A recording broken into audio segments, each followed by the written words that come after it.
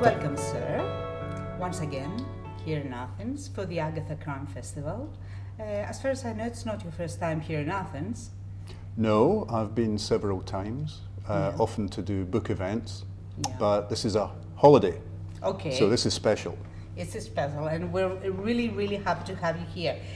What are your favorite places in Greece? I'm a big fan of Kefalonia. Oh, really? Yeah. Have you been there? Oh, many times. Many every times. year. Every year. So you come here every year? Our next door neighbour in Edinburgh is Greek, and he met his Scottish wife in Athens when they were both living here, and they have a house in Kefalonia where his family come from. So they always invite us towards the end of August to go to Kefalonia. But this year we are not. This year in August we are going to Epidavros. Well, I knew that. So I do have here a note that on 2023 was your sabbatical year and you traveled a lot, and you noted somewhere that the best day of the whole year was probably when my wife, two friends, and I arrived early doors at Mykina in Greece. And had the whole sprawling site to ourselves for the best part of an hour before the other tourists started to converge. Later that same day, we were in the ancient amphitheater at Epidavros for Oedipus Rex. That, my friends, was a good day. Really, it was a good day. It was an amazing day. An amazing day. And we tried to replicate it this year. But the week that we have booked to come, normally they would do a play at Epidavros, but not this year. Not at the end of August. So we are going to Epidavros during the day to look at the site, but no theatre, no show, no Oedipus Rex. Yes, okay. So that's why I'm giving you as a present these books. If you miss the ancient Greek theatre, it's Medea, Circe, and Electra. Fantastic. It's in English from a Greek publisher, Brain food. Food for the brain. Fantastic. Fantastic. Thank you. You're welcome. Ευχαριστώ. Oh, you're great. So you speak Greek. Two words. Maybe two or three words. I think 5 or 6. Yeah, maybe 5 You or 6. said something before. Yeah. Okay. What was about Oedipus that fascinated you? What was it about? Where? Oedipus, the ancient theatre. Well, it's one of these things, if you grow up in the UK, you know about Greek theatre, you know that this is the beginning of literature, the beginning of drama, but I had never seen a play in an amphitheatre. I had never seen a play in Greece, and I had never seen a play performed in the Greek language. So you got everything, because it was performed in, it was either ancient or modern Greek, I forget, but then on one big screen was the modern Greek, say, and on another screen was the English. So you were I was able to understand everything that was going on. What I couldn't understand is how stupid Oedipus was. I'd figured it out. Within 20 minutes, I thought, you killed your dad. Yes, of course. And married your mum. But, but it took him so long to work it out. I thought a crime writer would have been much more subtle. Yes, with the clues. It's an ancient way to talk about people's life and tell stories. So it's not modern but way. But it was terrific. And the nice thing was they gave you little cushions to sit on. In this hard stone amphitheatre. It was great. It was a good holiday. That we went to various really interesting places. We just drove around in a couple of cars. But usually we would go to Fiscardo. That's where our friends have their house. Great. Well, when you're here in Greece or everywhere around the world, how do you feel when you see your name in a book held by a stranger in a foreign country? Can you recognize that this is your book? Well, I can see my name. Yes, of course. Nothing else. Well, they used to do it with the Greek spelling, but they've stopped doing it with the Greek spelling now. No, I mean I've been with my publisher Metαίχmio for a long time. They're very good. Yes. And it's always a thrill. It's always a thrill. When you go into a bookshop, but mostly as a writer you go into a bookshop and they don't have your books. Oh, Okay. So that's always, you feel a bit sad. Yes, makes you sad. Makes you a little bit sad. But when you see someone stranger on the street or in the metro or somewhere, do you try to see what they read and if it's one of your books? Yeah, I try and, well, just in general, I want to know what people are reading. Yes. But that's getting difficult because people read on screens. Yes. So if they're reading on a screen, you cannot understand. You don't know what book they're reading. You want to see the cover. You want to see, they're reading that. Yeah. So I do like, I go in when I'm on a train, I walk up and down the train. In an airport, I'll be looking at what people are reading in the airport. It's very interesting. It is, it is. Well, the festival here in Athens, the crime festival, is called Agatha. Do you feel you have a connection to Agatha Christie and her work? How do you feel about the classic whodunit? Well, the connection I have with Agatha Christie is that she was married in Edinburgh. Okay. She married, her second marriage was to an archaeologist called Max Malone, and they got married in secret in Edinburgh. And almost every day I walk through the churchyard of the church where they were married. Really? On my way to the pub. This is the historical connection, but how about the literature? Well, the literature, my older sister was a huge fan of Agatha Christie. We had all the books in the house when I was growing up, and I tried them. But it was a world that was very different to the world I lived in, and I couldn't find a connection. Yeah. It's very English, it's very of its time, and of its class. Yeah.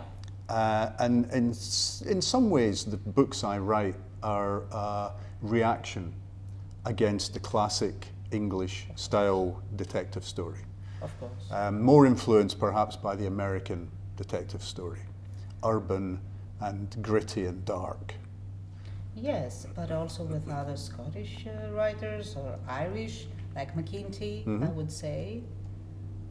You found yourself there? Yeah. Oh, Adrian McKinty is a really good writer. Yeah. I mean, there's a lot of very good young writers coming out of Ireland and Scotland and lots of other countries. Yeah. Lots of other countries. But Agatha Christie, as I get older, I enjoy them more. Yeah, I understand enjoy that. them more. Yeah. There's something that's comforting because at the end of the story, order has been restored to the world. And as you get older and you look around you at the chaos, political chaos, social chaos, climate chaos, you're looking for order, and you find it in good fiction. It makes you feel good. Yeah. And safe. Yeah, and safe. Good. Well, something else. The translator of your latest book, this one, it's Hilda Papadimitriou. She's also an author, you know. You're gonna meet her later. She made a Spotify list yesterday that could have been made by Siobhan, said Clark. Do you agree? Oh, let me look. I didn't know anything about this. Let me see. It's new. Oh yeah. It's fresh. Well, they're all Scottish. Yes, they're all Scottish and Irish artists. mainly. These are the first 25 yeah. songs. Well, the first 2 pages, when you get to Snow Patrol, he's Irish, but the band were formed in Scotland and most of the band are Scottish, so they are Scottish, I think. No, they're good. I mean, these are all bands and tracks that I would listen to, and probably Siobhan would listen to. John Rebus, not so much. No. Because he likes older music. He likes music from the 1960s and the 1970s. Okay, you can imagine Siobhan. Oh yeah, maybe music. Not wet. I don't know. No. But you liked it. Yes, so very I'm going good. to send you the Spotify list. Very I think good. you're going to like it. So now, how does it feel to grow up with your hero? To grow up with your hero, to get old as your hero is getting old. Of course, you're much younger, but... I'm not much younger. He's been aging more slowly than me recently. Yeah. So when I wrote the first book, I was 24 and he was 40. Yeah. And now I'm going to be 64 and he's 70. So I'm really catching up. How does it feel? Well, it's been interesting because, of course, as I change and grow older, I start to appreciate that he will have to be aging and changing and becoming less macho as he gets older. and he can't. I mean, now he's got some health problems, so he Yes. can't even climb upstairs. So Cannot breathe well. yeah, Yeah. no, he can't. His breathing is difficult. He's had to stop smoking. He Yeah. drinks not as much as he used to. Yeah, so it's been a way of coming to terms with mortality, maybe. Mm. You know, by watching your main character get old and physically get frail, or more frail. But the really interesting thing is he's just about to be brought back to life on television in the UK. Yeah. And they're using a very young actor. Oh. So he's maybe so how 40. are you going to deal with this? Yeah. So we've got young Rebus, so he's now full of vitality and energy. And strong and energetic. But in the present day. Yeah. So it's I think fans will go, I'm not sure about that. Well, in his last book, Ricardino, published after his death, Camilleri, finally ends with his hero, Inspector Montalbano. He had said in an interview that I will do it myself so that no one can decide whether he lives or dies after I'm gone. How do you feel about that? Yeah, it's interesting. Camilleri was a big fan of the Rebus novels. Yeah. Different But generations. fictional characters never die. Yes. But You you know. didn't like to see Sherlock Holmes come to life Yeah, again. but he will and come again back. and He again. will come back. Yeah, you know. he will. There's an author called Ruth Rendell in England, and she said that she had written a book in which her detective would die to be published after her death. But then it turned out that wasn't true. It was a rumor, wasn't true. But he I've did not- that. Yeah. Well, I bet you Camilleri did that. the first Rebus novel, Yeah. the first version of it that I wrote, he died, Yeah. and I brought him back to life. Then at the end of Exit Music, he had to retire from the police. I thought, that's it, he's gone. So there were 5 years when I didn't write about him at all. Then I brought him back, and in the latest book, it could be the end, It could be. except another one is going to be published in October, and he's still around. Yes, I know, yeah. And he's still around. I just cannot kill him off, Yes, I understand. because he's that. such an interesting character. Not because you're afraid that this will kill you. No, but I do well. think he's getting so old now that it's getting very difficult to realistically portray him as any kind of detective. Wiser and father and yeah. Yeah, but someone who just sits in a chair and solves mysteries, solves crimes from an armchair is it's not interesting to me. Yes. So maybe this new book, which is going to be published in English in October, maybe that will be the final book. Yes, but about that, I read here, John Rebus spent his life as a detective, putting Edinburgh's most deadly criminals behind bars. Now he's going to join them. What is going on? What do you have against this guy? Behind bars? Well, the previous book ended with Rebus on trial for murder. Yeah. And I did think of ending the series there, but fans said, we need to know. We need to know what happened in that courtroom. So I thought, okay, this is what happened. Found guilty. What happens when you're found guilty of murder? You go to prison. You need to go to jail. You need to go to prison. So suddenly you've got Rebus in a building surrounded by people who hate him because he was a cop. And some of them, he put them in that prison. Yeah. So that's tension, that's drama Of course. from the very beginning. And then if a murder happens in a prison, who investigates it? The police come in to investigate it, but they're maybe not very interested because it's just a criminal killing a criminal. Yeah. But Rebus Who cares? is very interested in finding out the truth. Okay. So That's very good. It is it's good. a good twist. It's a good idea. Okay, it's a very good idea. Okay. And now added to that, and I shouldn't be telling you this, it's secret, but added to that, it's a locked cell mystery. Uh-huh. So the prisoner is in the cell, they open the cell in the morning, he's been murdered. Okay, How did someone get into the locked cell? great. All right, that's it. Yeah. Don't say anything No. else. Okay, October, in English. October in English, yeah. Yeah, maybe next year here. Midnight and Blue. Midnight and Blue, Midnight yeah. and Blue. You Yeah, announced hopefully. that.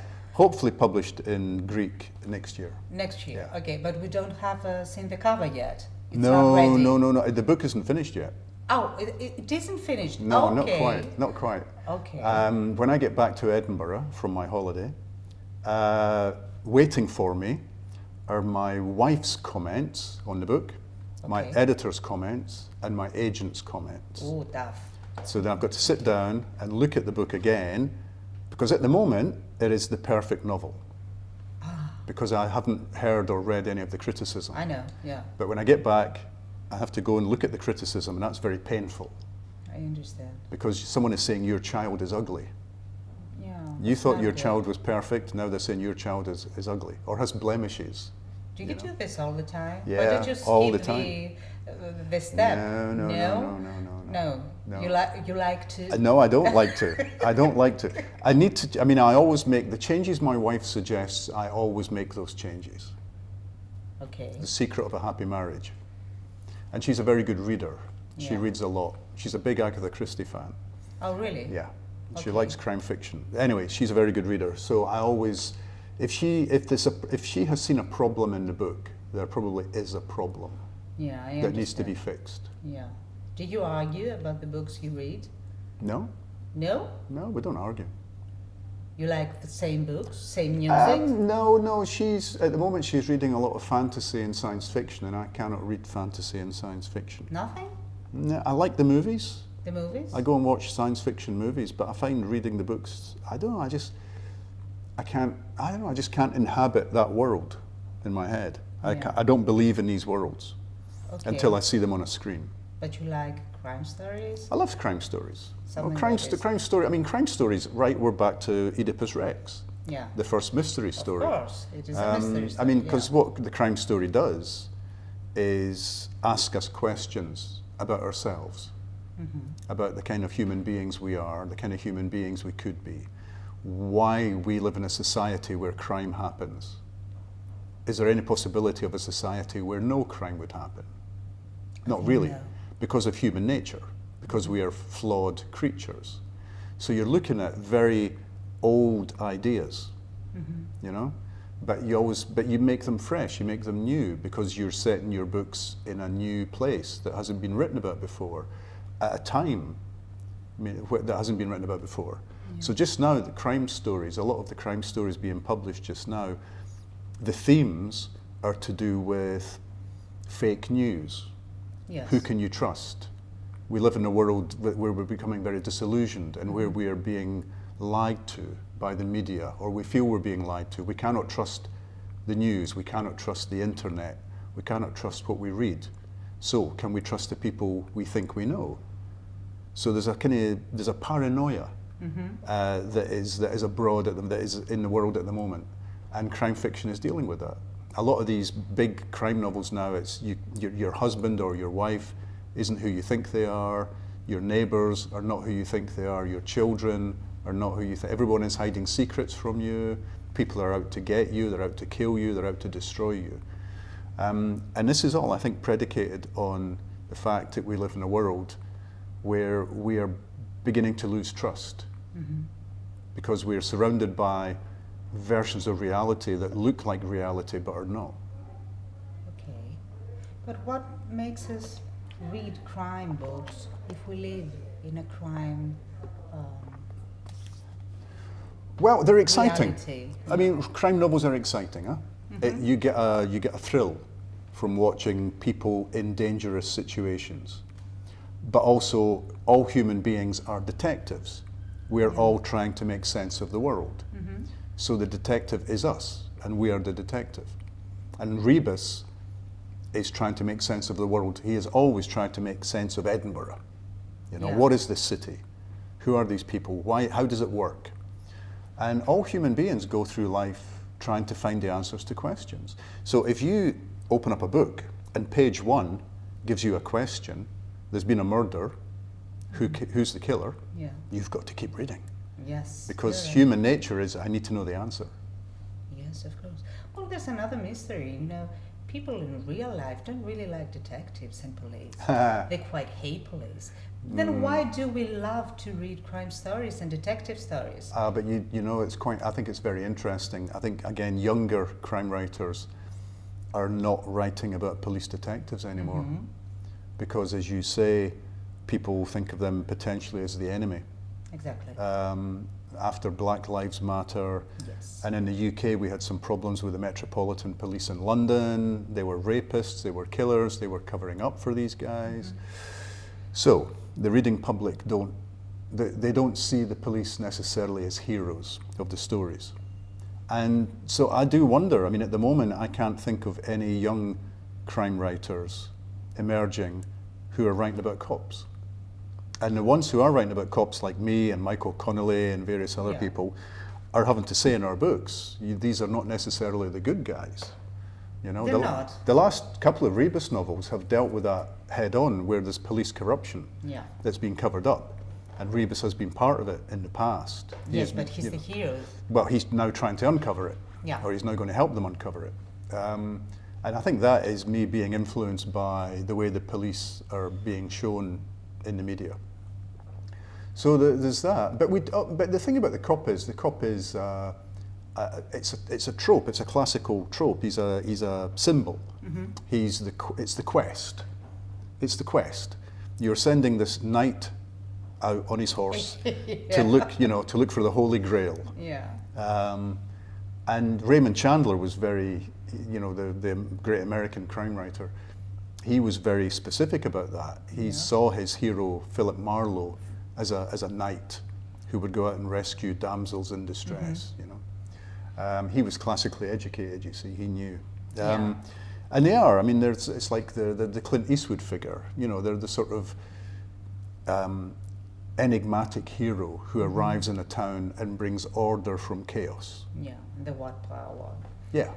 Or Lee Child's Reacher is very much like that. There's a small isolated town. They've got a problem. Reacher arrives and fixes it. Great. And everything goes great. Doesn't happen in real life. It doesn't really happen. Okay. And now, is there an obsession, a writerly obsession you'd like to write about, a topic you haven't allowed yourself to explore?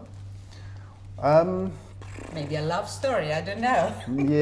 I don't know. I made a mistake. We were on holiday recently in the Cook Islands near New Zealand. And I was interviewed and I made the mistake of saying, maybe I'll write a romantic novel next. Oh, that's not good. Just a joke. It was a joke. I don't think I could write a romantic novel. You're British. That's why they don't understand you when you make jokes. But I do. I wrote a thriller recently, which was only online. It was for Amazon. It was called The Rise. And it was about a very expensive, high-rise apartment block in London filled with people who've made their money in various interesting ways. And there's a murder in the building. And so this brings to light all these different, like a Saudi princess who's basically under house arrest, and an oligarch, and a Chinese tech billionaire, and an antique dealer, and an actor, and one of the security guards is killed. And that kind of high concept thriller is something I don't often do. And I enjoyed it. And it was only 50 or 60 pages. It was something that could be read in one sitting. But I think I might expand on those characters and do something with that. So moving away from Edinburgh cops. And we're going on a very long cruise next year around South America. So we're going to be at sea for 50 days. Maybe I'll write a book set on a ship. Of course. Set on a ship. Maybe you can use a Greek character. Maybe a shipping magnate. There you go. Good. Okay, so thank you very, very much. Welcome again. Thank you. We're so thrilled to have you here. And let's move to the press conference. Thank you. Efkaristo.